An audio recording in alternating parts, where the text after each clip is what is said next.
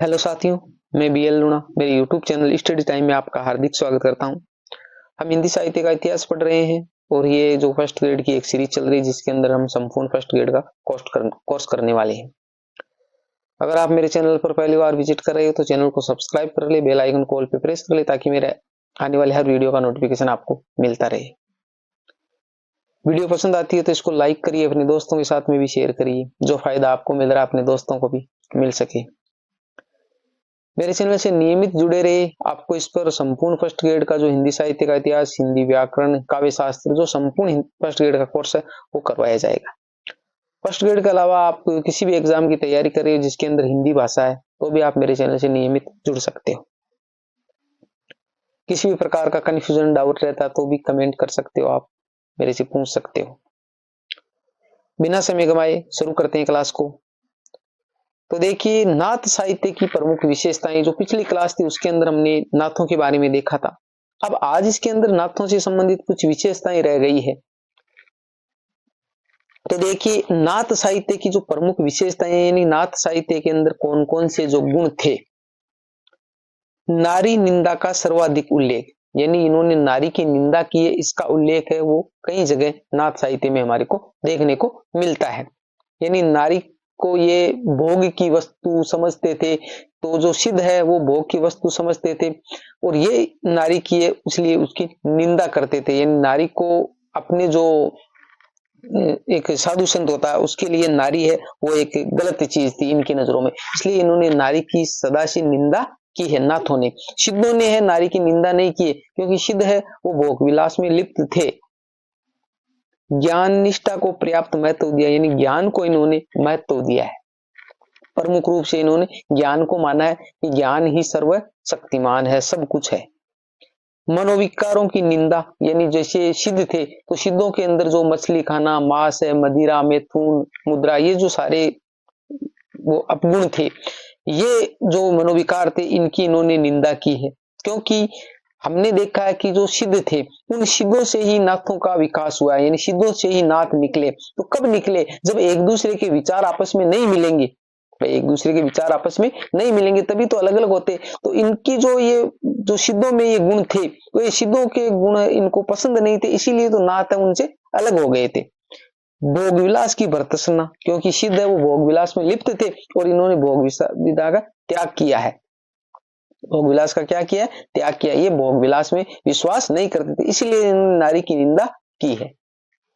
गुरु को विशेष महत्व, यानी गुरु का स्थान इन्होंने सर्वोपरि माना है। किसने? नाथों ने। हठ योग का उपदेश जो गोरखनाथ ने चलाया था, भाई जो हठ योग है वो किसने चलाया था? गोरखनाथ ने। तो उस गोरखनाथ ने जो हठ योग चलाया था तो नाथों के अंदर है हठ योग का उपदेश दिया। रूखापन और ग्रस्त के प्रति अनादर भाव, ये जो इसका एक मोस्ट है कि इन्होंने जो ग्रस्त जीवन था, जो गृहस्थी में रहते थे, उनका इन्होंने अनादर किया है। उनके प्रति इनका भाव है वो रूखापन का था कि भाई जो गृहस्थी में रहकर हम है वो जो भक्ति नहीं कर सकते, इनका ये मानना था। तो इन्होंने गृहस्थ जो जीवन में जीते थे उनका इन्होंने अनादर किया। तो ये जो सारी विशेषताएं है वो ये हमारे नाथ साहित्य में देखने को मिलती है। ये सारी विशेषताएं आप अच्छे से इसको कंठस्थ कर लीजिए, अच्छे से इसको समझ लीजिए, क्योंकि इनसे संबंधित क्वेश्चन पूछे जाते हैं। निम्न में से नाथ साहित्य से संबंधित नहीं है तो वहां पर ये देखकर एक कोई अलग दे दे, तो नाथों में और जो सिद्धों में जो अंतर है वो आपको अच्छे से समझ में आना चाहिए। आगे देखो, आदिकालीन अन्य साहित्य, यानी आदिकाल में जो, ये तो हमने देखा कि जो जैन साहित्य हमने पढ़ा, रासो साहित्य पढ़ा, सिद्ध साहित्य पढ़ा, नाथ साहित्य पढ़ा। यानी रासो साहित्य था वो आदिकाल में लिखा गया था। रास साहित्य जिसको हम जैन बोलते हैं वो भी आदिकाल में लिखा गया। सिद्ध साहित्य है वो भी आदिकाल में लिखा गया और नाथ साहित्य वो भी आदिकाल में लिखा गया। तो हमारे सामने रासो साहित्य, रास साहित्य, सिद्ध साहित्य और नाथ साहित्य, ये साहित्य आए जो आदिकाल में रचित है। इसमें है आदिकाल में रचित है। इसके अलावा आदिकाल में और भी साहित्य लिखा गया जो मुक्त था, वो भी देख लेते हैं। यहाँ पर लिखा आदिकालीन अन्य साहित्य, यानी आदिकाल में और कौन कौन कवि हुए थे जो इनसे अलग थे, यानी नाथों से अलग थे, सिद्धों से अलग थे, रास साहित्य में नहीं थे, रासो साहित्य में नहीं थे, तो वो अलग थे, अपने आप का उनका अलग था मत था। तो उनमें पहला लौकिक पद्य साहित्य, लौकिक पद्य साहित्य, एक होता है गद्य और एक होता है पद्य, और एक होता है गद्य। पद्य और गद्य जो कविताएं होती है, पद्य में आती है, गद्य के अंदर जो कहानी है, उपन्यास है, नाटक है, ये जो विधाएं, गद्य और पद्य की विधाएं हम आगे देखेंगे पूरी। तो लौकिक पद्य साहित्य, उसके अंदर पहला है ढोला मारूरा दुहा। ढोला मारूरा दुहा महत्वपूर्ण रचना है, कई बार इनसे संबंधित एग्जाम में क्वेश्चन पूछे गए हैं। रचयिता की बात करें तो कवि कल्लोल या कुशल लाभ, कुशल लाभ कहीं एग्जाम में कुशल लाभ नाम लिखा है, कवि कल्लोल लिखा हुआ है, दोनों एक ही है। भाषा की बात करें तो इसकी डिंगल थी, भाषा डिंगल थी, यानी अपभ्रंश के साथ में राजस्थानी के शब्द थे। ढोला मारूरा दुआ एक राजस्थानी का है, ठीक है। रचना काल की बात करें तो 11वीं शताब्दी में रचित रचना है। प्रमुख इनके पात्र हैं, उन पात्रों को देख लेते हैं, इनसे संबंधित भी क्वेश्चन पूछा गया है। पात्रों की बात करें तो नायक है इसके अंदर जयपुर के कछवा वंश के शासक राजा नल का पुत्र राजकुमार ढोला। ढोला लिखा हुआ यहाँ पर, ढोला है ये, जो ढक्कन वाला है ढोला है ये, ठीक है, डे नहीं है यहाँ पर।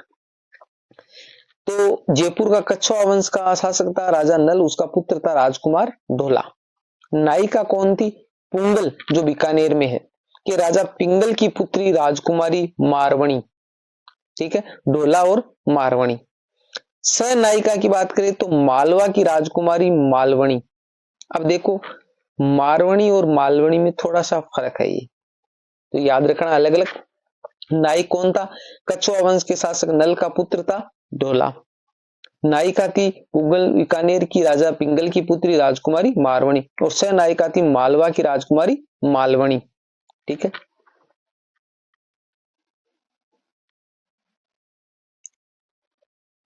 अब जो ये ढोला मारूरा दुआ है, इस रचना से संबंधित कुछ पंक्तियां हैं जो महत्वपूर्ण है और एग्जाम में देखकर पूछी गई है, क्योंकि हम जो क्लास के अंदर वो कर्म ध्यान में नहीं रखेंगे कि भाई इसको कर्म से लेना, हम वो चीजें देख रहे हैं जो एग्जाम की दृष्टि से महत्वपूर्ण है, और हम वो चीजें ऐड करेंगे जो एग्जाम में अक्सर पूछी जाती है।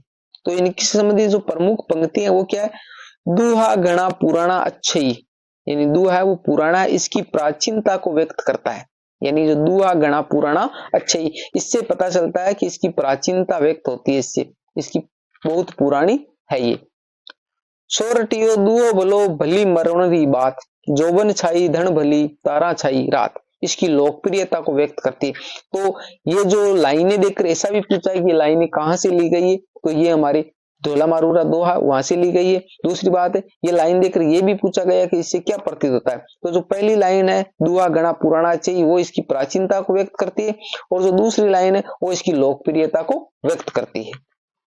आगे है थांबा नाचई घर हंसई खेलन लागी खाट, जो मानवीकरण अलंकार, यानी अलंकार जब हम पढ़ेंगे तो वहां पर हम देखेंगे मानवीकरण अलंकार होता क्या है, यानी जहां पर जो मानव के द्वारा जो संपन्न, जो सजीवों द्वारा जो संपर्क कार्य होते हैं वो अगर निर्जीवों से करवाए जाए, उस पर उसका आरोप लगाया जाए, तो वहां पर मानवीकरण अलंकार होता है। देखो थांबा नाचई, तो नाचने का काम कौन करता है? जो सजीव होते, जैसे मनुष्य हो गया, हमारे जीव जंतु हो गए, तो ये नाचने का काम करता है। ये कह रहा थंबा नाचे, यानी थंबा, थंबा कब नाचने लगा। घर हंसई, घर कब हंसता है? तो हंसने का काम है वो सजीव करते। खेलन लागी खाट, यानी जो खाट का मतलब होता है जो चारपाई होती है, चारपाई, तो चारपाई कब खेलने लगे? खेलने का काम है पशुओं का है, मनुष्य का है, जीव जंतुओं का है, तो ये खेलते। तो इन पे जो आरोप लगाया गया, जो निर्जीव चीजें, निर्जीव चीजों पे जो सजीव चीजों का आरोप लगाया जाए, जो सजीवों के द्वारा की जाने वाली जो क्रियाएं निर्जीवों द्वारा करवाई जाए, तो वहां पर मानवीकरण अलंकार होता है। समझ में आ गया? और वैसे अलंकार हम पढ़ेंगे तो विस्तार से अच्छे से समझ लेंगे। तो थांबा नाची घर हंसई खेलन लागी खाट, तो ये जो पंक्तियां हैं वो महत्वपूर्ण है ढोला मारूरा दुआ से। आगे देखो, इसके अंगिरस की बात करें, यानी इसका जो महत्वपूर्ण जो रस है वो क्या है? वियोग श्रृंगार है, यानी श्रृंगार, श्रृंगार होता है ना श्रृंगार, उस श्रृंगार की दो रूप होते हैं, श्रृंगार के दो रूप होते हैं, एक होता है वियोग और एक होता है संयोग, यानी वियोग श्रृंगार और संयोग श्रृंगार। तो यहां पर जो अंगिरस है वो वियोग श्रृंगार है, यानी दोनों जो नायक और नायिका के बीच में जो वीरे का जो वर्णन होता है वहां पर वियोग श्रृंगार होता है। भाषा की बात करें तो भाषा इसकी क्या है, राजस्थानी है। क्यों? शैली क्या है, डिंगल शैली है। तो अपभ्रंश के साथ में राजस्थानी के शब्द होते हैं तो डिंगल शैली होती है, तो इसलिए भाषा क्या होगी, इसकी राजस्थानी होगी। आप इसको तो देख कर ही पहचान जाओगे भाई से। अब आपको भाषा राजस्थानी शैली पूछ ले तो डिंगल शैली हो जाएगी। छंद की बात करें तो इसके अंदर पूरे में दोहा छंद काम में लिया गया। पूरे में क्या है, दोहा छंद काम में लिया गया। दोहा घना पुराना अच्छे ये से आया न? और ढोला मारूरा दोहा नाम भी इसका ऐसे ही है। तो दोहे छंद इसमें काम में लिया गया है। दोहे छंद में क्या होता है, 13-11 पे यति होता है। जैसे रही मन धागा प्रेम का, यहाँ पर हम रुके तो वहां पर यति यानी रुकने का काम के। मत तोड़ो चिटकाए, टूटे से फिर ना मिले, मिले गांठ पड़ जाए। तो जहां पर हम रुकते हैं तो वो 13 मात्राएं होती है वहां पर, और उसके बाद में जो पीछे बचती है तो उसपे 11 मात्राएं होती है। इसको जब हम छंद पढ़ेंगे तो अच्छे से इसको समझ लेंगे। ढोला की उम्र, ये क्वेश्चन आया हुआ है, महत्वपूर्ण है। ढोला की उम्र है वो 3 वर्ष की थी। ढोला की उम्र कितनी थी, 3 वर्ष की थी। क्वेश्चन आया हुआ है, शायद हो सके तो मेरे को याद तो नहीं, फर्स्ट ग्रेड में आया हुआ है ये। अब फर्स्ट कौन सी फर्स्ट ग्रेड में आया था, पर ये फर्स्ट ग्रेड में आया हुआ है। 2014 या 16 में हुई थी, उस फर्स्ट ग्रेड में आया हुआ है। मारवणी की उम्र है 1.5 वर्ष। मारवणी की उम्र क्या है, 1.5 वर्ष। तो याद रखना है, ढोला की उम्र है 3 वर्ष है और मारवणी की उम्र है वो 1.5 वर्ष है। ये प्रेम गाथात्मक काव्य है, क्योंकि दोनों के प्रेम का वर्णन है। किसके, ढोला और मारवणी के प्रेम का वर्णन है। राउलवेल के कवि रोड़ा ने प्रेम वर्णन की जो परंपरा हिंदी में आरंभ की, यानी राउलवेल एक जो रोड़ा कवि की रचना है, रोड़ा कवि की रचना है राउलवेल। तो राउलवेल के कवि रोड़ा ने प्रेम वर्णन की जो परंपरा हिंदी में आरंभ की थी, उसको इस रचना में विकास की एक नई दिशा मिली। यानी राउल कवि हमने पढ़ लिया है, जो रोड़ा कवि की रचना है राउलवेल, ठीक है, जो एक शिलांकित करती है। तो उस राउलवेल में जो हमारे को प्रेम की जो झलक देखने को मिलती है, जो परंपरा देखने को मिलती है, उसका जो विकास है वो इस रचना में हुआ। किसमें, ढोला मारूरा दोहा में। तो ये भी याद रखना है। ये राजस्थान के बीकानेर क्षेत्र में अत्यंत लोकप्रिय रचना रही है, क्योंकि जो मारवणी थी वो कहाँ की थी, पुगल बीकानेर की थी। तो ये कह रहा है ये राजस्थान के बीकानेर क्षेत्र में अत्यंत लोकप्रिय रचना रही है, वहां पर इसको ज्यादा महत्व दिया जाता है, क्योंकि उस क्षेत्र की ये रचना है, ढोला मारूरा दोहा। तो इसके बाद में हमारा कवि विद्यापति। तो कवि विद्यापति के बारे में हम अगली क्लास के अंदर जानेंगे, क्योंकि ये लंबा है। तो विद्यापति और उसके जो बाद में जो हमारा लौकिक जो पद्य साहित्य इसमें बचे हैं वो सारे हम देख लेंगे, ठीक है। तो विद्यापति है, उसको हम अगली क्लास के अंदर देखेंगे। उम्मीद करता हूँ ये क्लास आपको अच्छी लगी होगी। अगर अच्छी लगी तो इसको लाइक करिए, अपने दोस्तों के साथ में इसको शेयर करिए। मिलते हैं अगली वीडियो में, तब तक के लिए जय भीम, जय भारत।